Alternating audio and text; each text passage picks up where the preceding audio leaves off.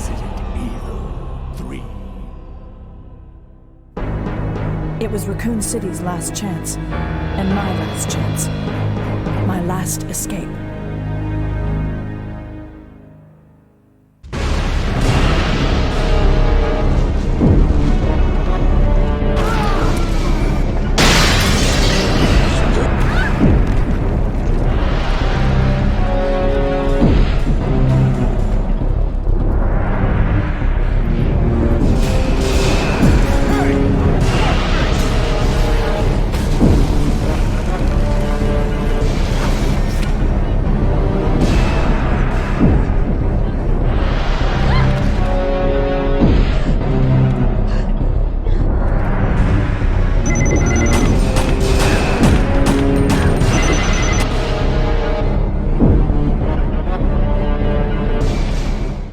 Hello, it's Core and we're back again diving deep in the Raccoon City. And I've got another doozy of a double-parter for y'all today. That's right, I'm doing another review and comparison video just for y'all. Today we are doing Resident Evil 3 and its remake, seeing how they stack up, how they compare to each other, and hopefully put to bed which one is the best damn version you should be playing.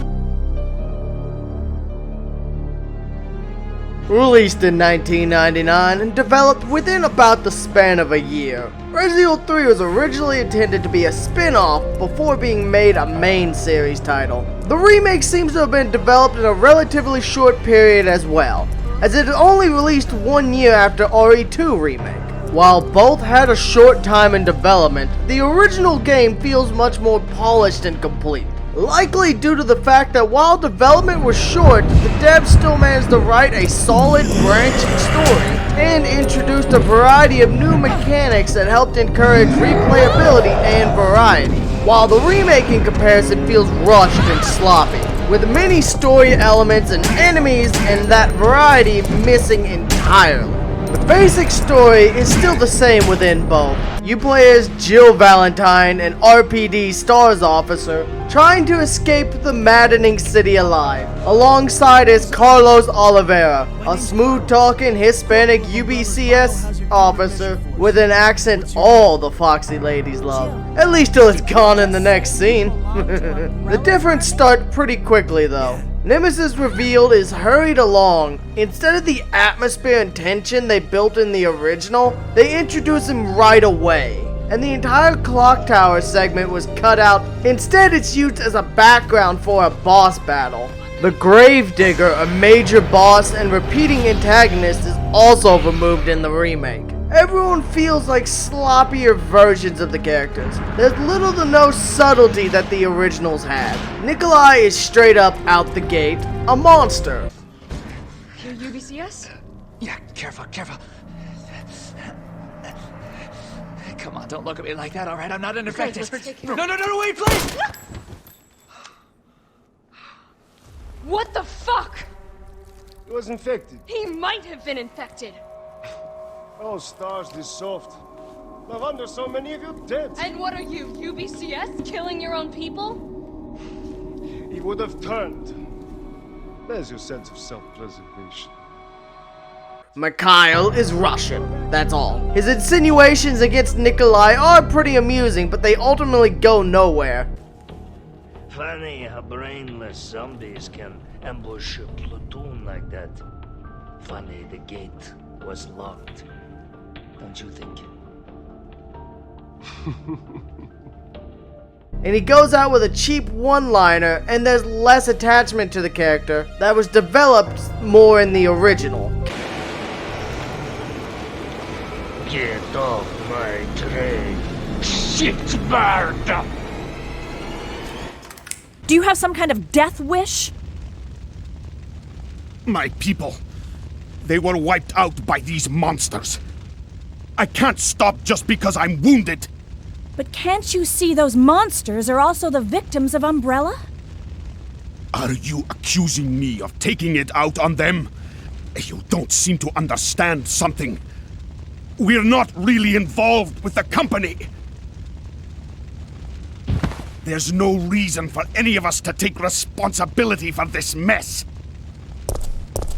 I know that. And right now, that's the only reason why I'm trying to cooperate with you. Sorry. I feel so useless. Don't. You fought hard and have the wounds to prove it. But I'm still alive. My men aren't. Don't think about that now. Just rest.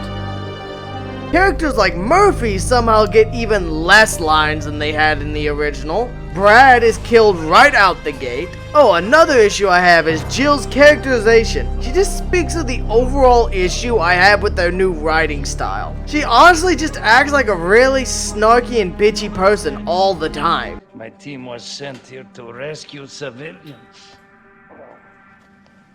Right. How's that going for you?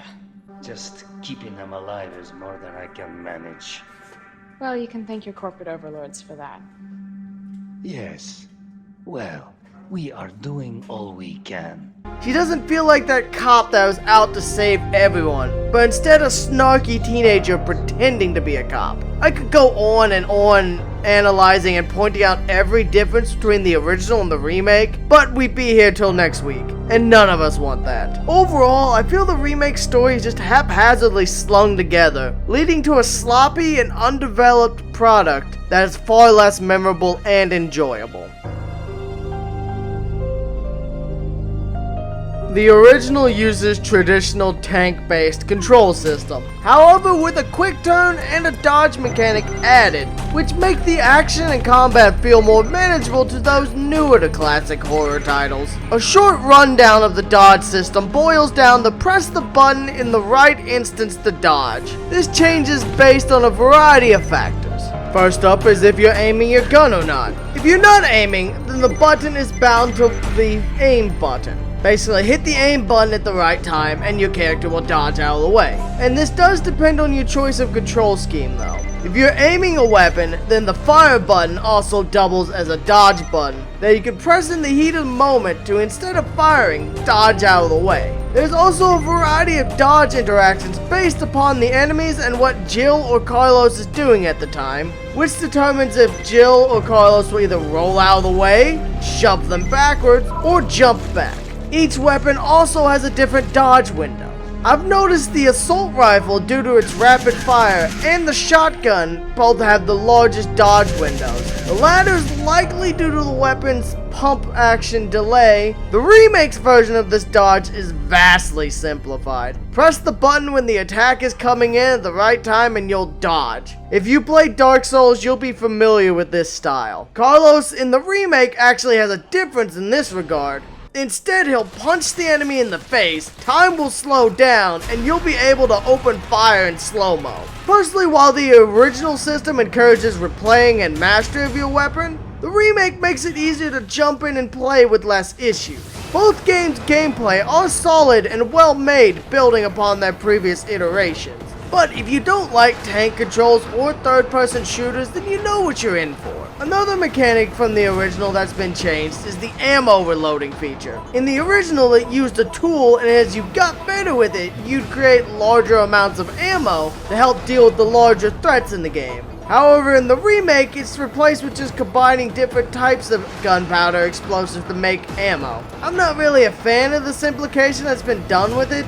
It just made the system less interesting. And the enemies in both games are pretty good, but the remake does cut a few from its roster, such as the Brain Suckers, the Grave Digger and its mini worms, the crows, and the giant spiders. And the remake only really adds one new enemy. 2 if you count the bonus Resident Evil 2 Whitehead regenerating zombie. This new enemy being the Parasite zombie. A zombie that's been implanted with the Ini Alpha parasite by Nemesis to act as a more annoying obstacle. Form 2 of Nemesis has been replaced entirely with a dog form of Nemesis, which kind of feels like a rehash of Form 4 Birkin to me. There's some things that honestly just feel like fetish material as well. Like how the Drain demos will force a tentacle down your throat, implanting you with a deadly parasite that will burst out of you unless you eat a healing item. Hell, the game forces you to use a healing item because there's a cutscene showing this on Jill, and there's no way to avoid it.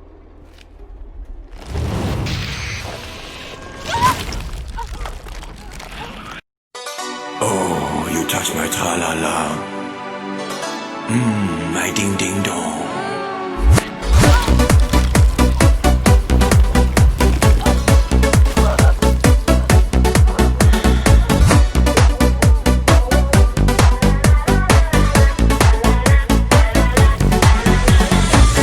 The Mercenaries' time attack of the original has been cut entirely, and has been instead replaced with a shitty party versus one bad guy that isn't even in the actual game. To play it, you have to download and install an entirely separate game. While Resident Evil 2 Remake went out of its way to add the bonus mode to the original, RE3 Remake couldn't even be bothered. Instead, they thrust a shitty Dead by Daylight knockoff that no one asked for. And no, I'm not collecting footage of it because I don't play multiplayer games outside of co-op. And that's mostly Minecraft, and I'm sure as hell not wasting the limited space on my PS4 for it. The original Mercenaries mode, however, is the start of the Mercenary modes found in later games, such as 4 and 5. A time attack challenge where your goal is to make it through the city as fast as you can, while you rescue civilians and down monsters to increase your score.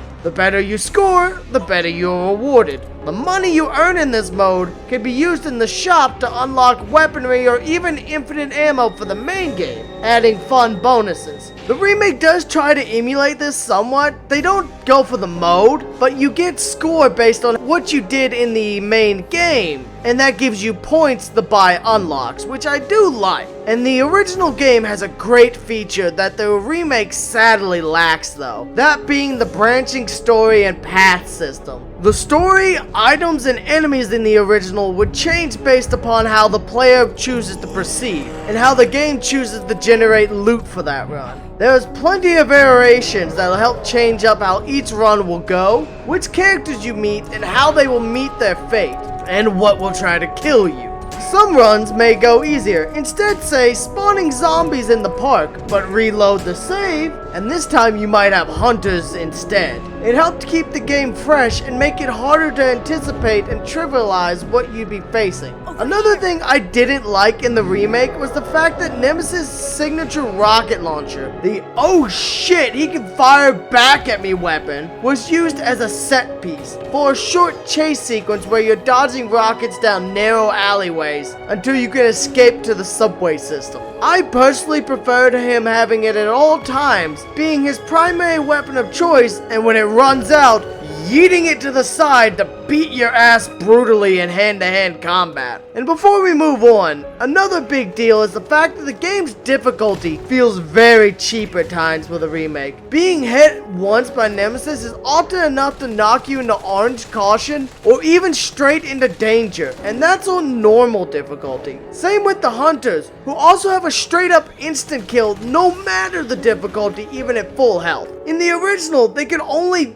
do that attack if you had half health or less, and as you raise the difficulty, the cheapness only goes up. To the point in Inferno, almost every single Nemesis attack but one can pretty much one-shot you, leading to many frustrating and bullshit game over and restarts. The game also removed the ink ribbon system, which was brought back by Resident Evil 2 Remake, which I found to be disappointing on hardcore. And it also brought back the dreaded quick time event, which personally I fucking hate with a passion in my horror games. To quote the Resident Evil 6 song, when you start to play Resident Evil 6, you'll hammer the buttons and wiggle the sticks. To punch or to shoot or to jump or to kick, you hammer the buttons and wiggle the stick. Now something both games did well in my opinion is how destructible they made enemies. Zombies explode to pieces, lose limbs, enemies melt and burn under the various grenade rounds, gunshots and blood splatter on them. Personally, given all factors compared though,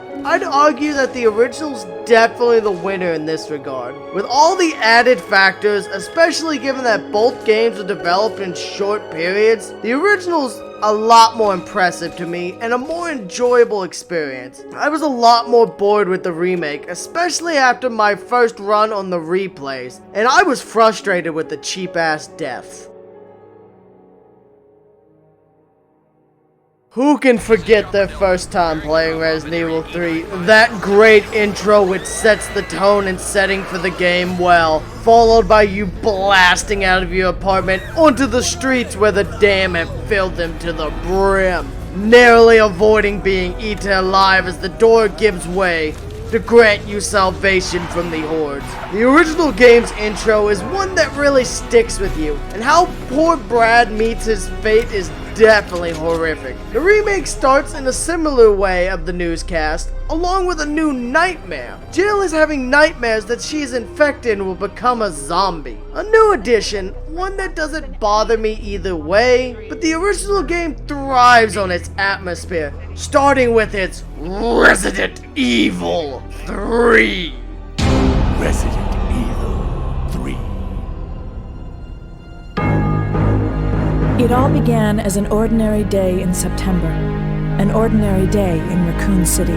The gorgeous pre-rendered backgrounds being some of the best in the series, rendering a city in chaos well. The excellent sound design, you can hear the city's dying wails. The hordes of undead closing in along with the abhorrent abominations of Umbrella's bioweapons. Some intentionally release to hunt Jill, and others breaking free from their containments when power begins to fail, and no one's left to monitor them. The music is haunting and spooky, especially as there is two save themes. One that plays when you're safe,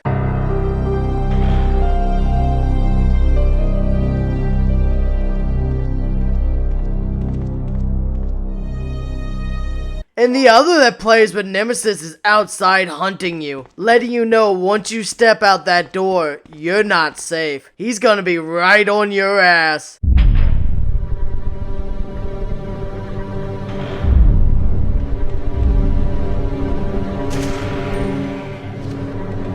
And speaking of him, he's got his own signature chase theme that'll play until he's downed, you evade his pursuit by escaping a certain number of rooms, or until you're dead.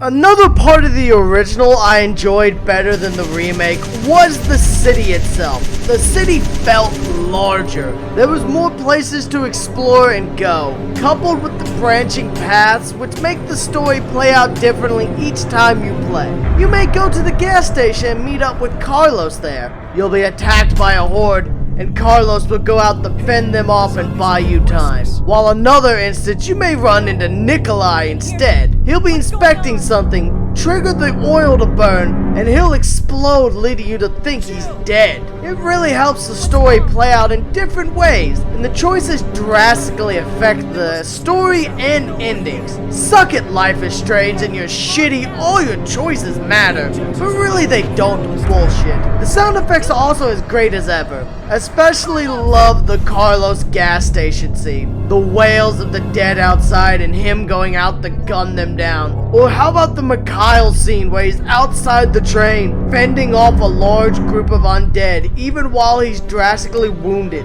using all of his strength to kick an explosive barrel at the horde and shooting it to kill them off.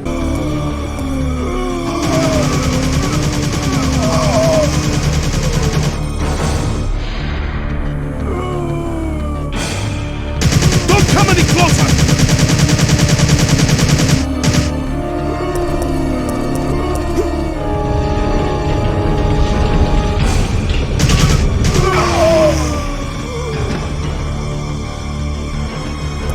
It's moments like these that really works well with the atmosphere and soundtrack, even without the fancy graphics the remake has. The remake, however, starts the game right off with action, having a chase sequence with Nemesis not 10 minutes in, as he tears your apartment complex to the ground. This game is definitely more action focused than the original, which while 3 did have more action than 1 and 2, the game built up to it, building the tense moments leading to the frantic fight or flight action. The atmosphere of the remake does work well though, utilizing a lot of the elements of Resident Evil 2 Remake to great effect. One thing I do like is the game definitely doesn't rely on jump scares nearly as much as 6 or 7 did, though this is heavily mitigated by a fucking annoying ass bug. The remake has a major sound bug, and this was also prevalent in 2, so I think it's a Resident Evil engine issue. But the game will basically try to play all the audio in surround sound mode, and toggling the option to change it will do literally nothing. This causes a lot of the dialogue to be practically unhearable unless you say turn the character, so the character is basically talking into the mic.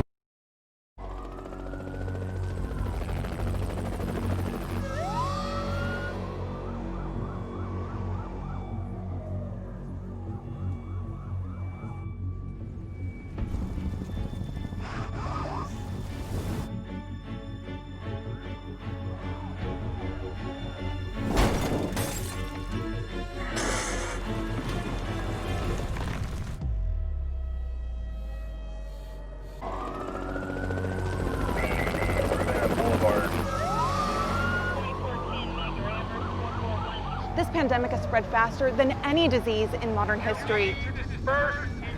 Angry mobs roam the city, burning buildings. Authorities are bracing for more rioting tonight. Fires burning, there are people being... He was knocked unconscious. He had severe A citywide emergency has been declared. The CDC has quarantined the lower Midwestern region of the U.S. Which, given that this also affects cutscenes, where you have zero control over the character, this means a lot of the times you can't hear them say a damn thing. Thank God for subtitles, and I don't even know how to fix it. I restarted the game 4 or 5 times till I got lucky and got it the boot right for once. Then I played the entire game in one sitting for fear of rebooting the game and having the bug come back and not being able to record audio at all. In the original RE3, load screens are cleverly disguised as door sequences that serve to heighten the tension and atmosphere. You never know what's behind that door. On a related note, Resident Evil 3 does have minimal loading screens, mostly after you die or the game shifts in character. The game areas actually flow pretty smoothly from area to area, so credit to the game for that. Remake also somewhat lacks in the soundtrack department. It does have some solid pieces and even a few cheeky nods, such as there is a radio that plays the B ending theme song for the '98 version of Resident Evil 2.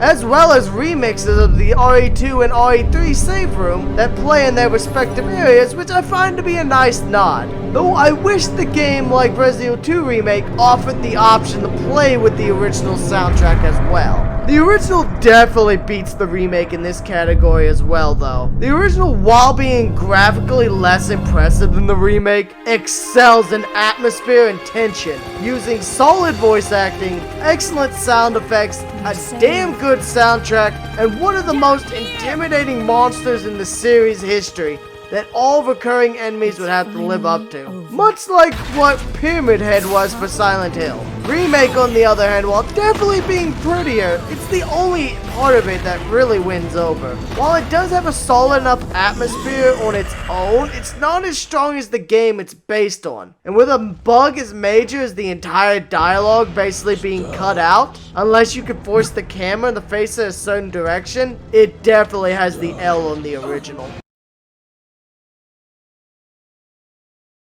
So here we are. Let's do a quick summary of both games and list their pros and cons and ultimately how they fare against one another. The original definitely has a stronger story with more development on their characters and a better, larger rendition of the environment of Raccoon City, along with an excellent soundtrack, solid gameplay with an intricate dodge system, additional gameplay modes, strong replay value with the branching paths, and shuffled items and enemies, along with great enemy design and variety. Some cons would definitely be the older graphics are not exactly the prettiest, the tank controls are definitely not the most beginner intuitive controls, and the fact that Carlos's sexy accent disappears at random. What the hell, Carlos? The remake definitely has solid gameplay. It's certainly enjoyable. The graphics are great. They really do look pretty. The atmosphere is also pretty good. While not as strong as the original in my opinion, it could definitely be appealing. Some downsides are definitely the audio breaking bug. It's infuriating to have the sound just break entirely. Nemesis I think is just mishandled, and his redesign isn't exactly the best as well. There was so much content cut, and given how short the game is, honestly it feels more like a $30 DLC rather than a $60 full game. And given while the original could be somewhat shorter than say 2, it has a lot more replay value and bonus content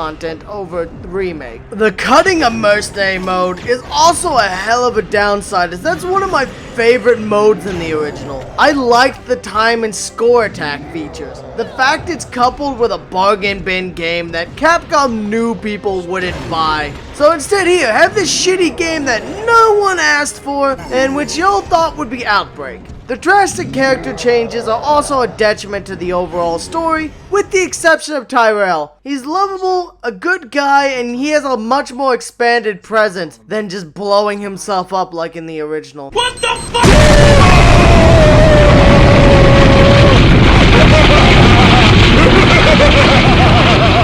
I'm also not a huge fan of the character redesigns. Here's why you see me using the classic costumes instead. Though classic Carlos is still not as cool as original Carlos. The cheap difficulty spikes, especially in the higher difficulties, can really make the game unenjoyable as well. Personally, I'd say if you can, go for the original. It's still cheap, widely available, and on a variety of platforms. I'm personally using the GameCube edition for this review because my PS1 copy is all scratched up. And honestly, the GameCube version looks the best of the originals. Speaking of, you can get it on the PS3's digital store for like $5 if you want to do it that way. The remake, while not a bad game, doesn't beat the original. If you're gonna get it, wait for it to go on sale and snag it that way. Don't pay full price for it. It's really not worth the full $60. Now I'd like to give another shout out to the ever lovely Katophoenix for her great artwork. Be sure to check her art down below and support her. She does excellent work. This has been Core. I hope you liked the video. Be sure to let me know what you think. Subscribe if you enjoy it and check out the links down below. Have a good one and peace out.